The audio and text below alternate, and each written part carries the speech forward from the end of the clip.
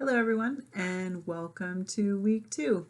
We are off to a great start. You've sent in your photos and your videos and I have already started to get to know you and I look forward to continue getting acquainted. We do the video introduction and the photos to make the class feel a little bit more real.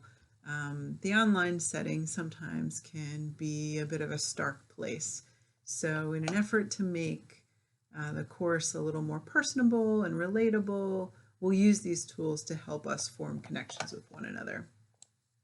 During week 1, you begin strengthening your understanding of the technical aspects of assessment.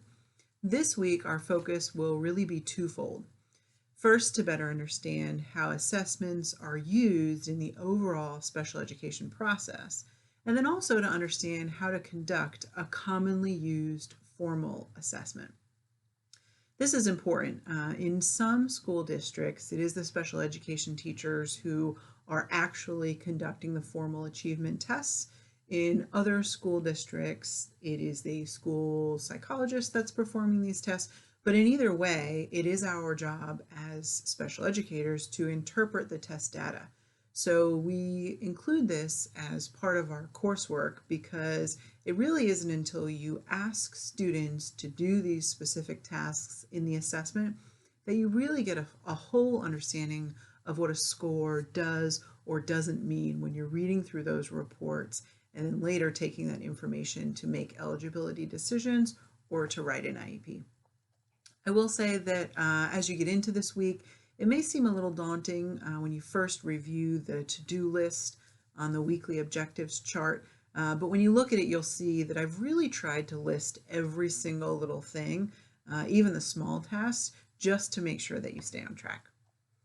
The interview activity that you're going to do this week will allow you to expand your understanding of the types of assessments that are currently used in the special education process, all the way from pre-referral through eligibility and then on to IEP creation.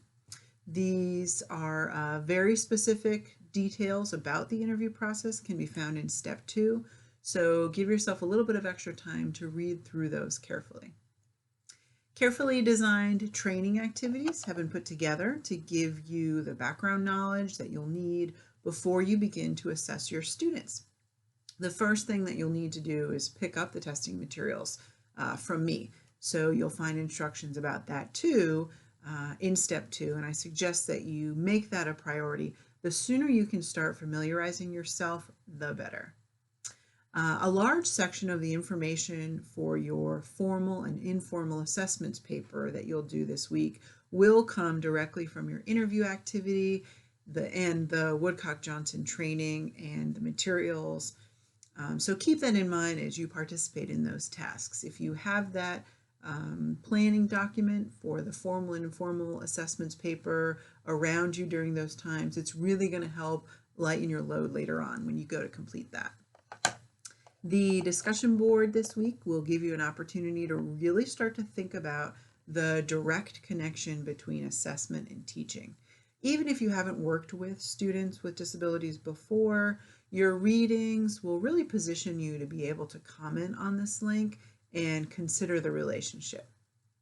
I do want to make a note that we are off to a really strong start in our discussion boards.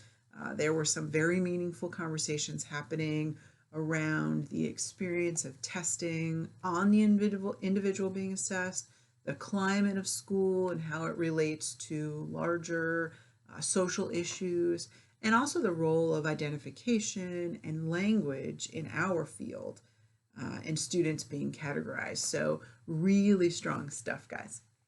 Please remember to utilize the Ask Your Instructor tab if you have a question. You can review the questions that your course mates have already posted. You may find your answer before you even have to ask it.